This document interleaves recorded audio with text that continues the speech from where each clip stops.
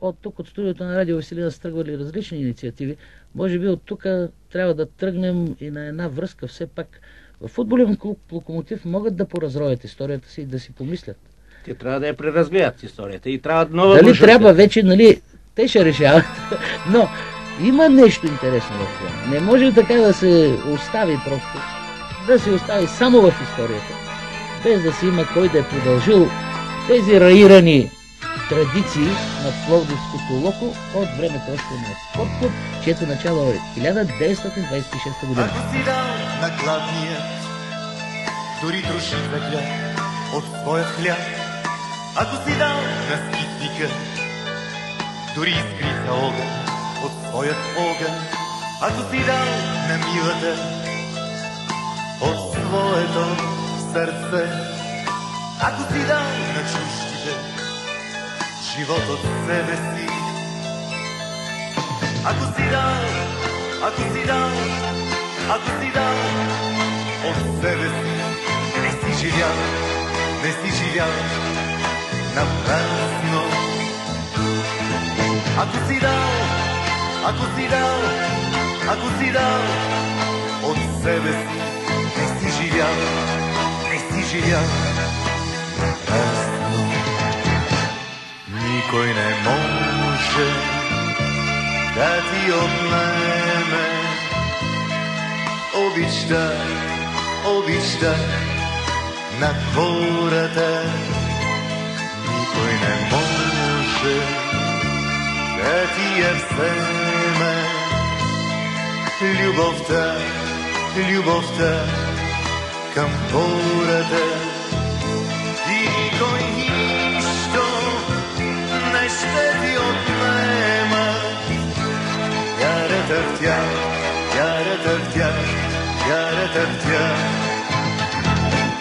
Ти закъсняваш понякога истина, но винаги идваш, идваш при нас.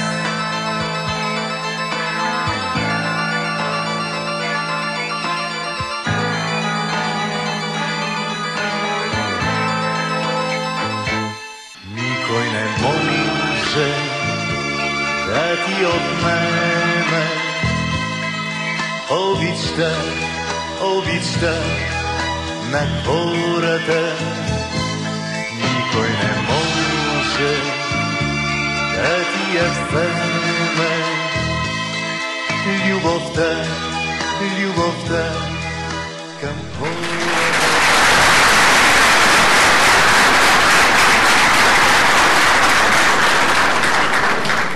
Само две думи, за да завърши от мен.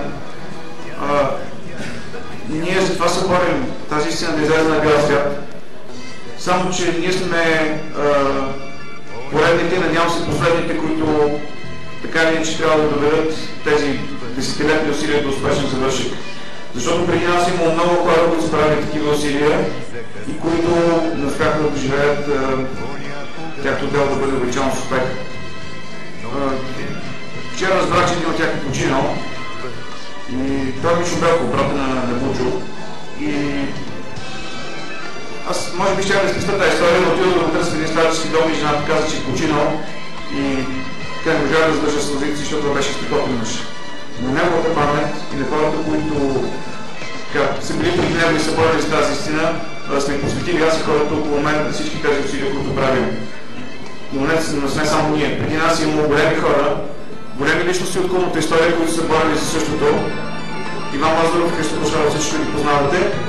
През 2004 тяхна инициативата за цикъл статии в фалшифицираната история на Локомотив Пловдив. Един от големите знамена на тази борба. Борис Белков Бучо пише една книга през 1996 година. Вие предполагам сте чели как завършва тази книга. Последния начин ще ви цитирам.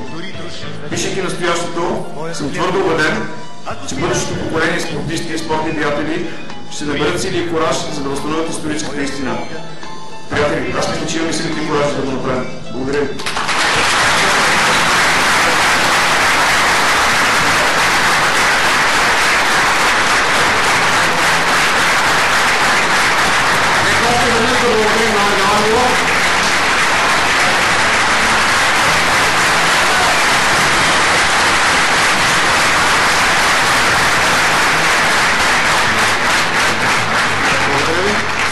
преди да започнем с награждаванията, ще дам думата на още един човек, който е тясно свързан с черно-бялата идея, бившият шеф на фен-клуба на Локомотив Тоцко Думанов.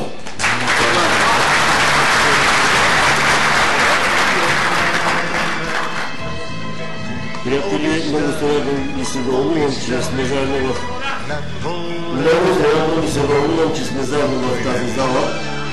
Не съм очаквал да има толкова голямо посещение, но като си помислиш, ние затова сме семейство, точно на такива дати да се събираме и да си празнуваме. Още повече сега имаме основание да го направим. Трябва да си върнем историята. Трябва да си я върнем такава, каквато е, а не такава, каквато ни е налагат.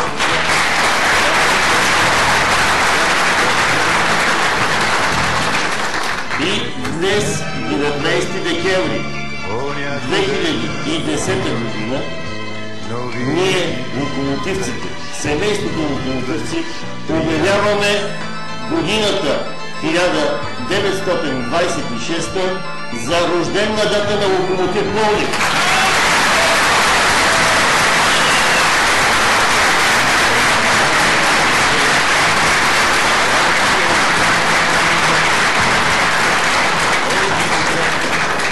Всички заедно, привърженици, ръководство, сме призовани до година, когато е 85 годишната от създаването на нашия клуб, ние да преминем всякакви юридически и административни каквото трябва да се направи, така че до година ние да честваме 85 годишната от създаването на Локомотив Пловдив.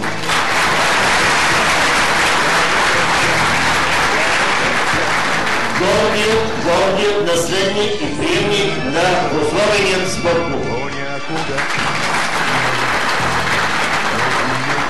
Така ще върнем на нас, на нашите дядовци, на нашите бащи и ще покажем на нашите деца, че има една история.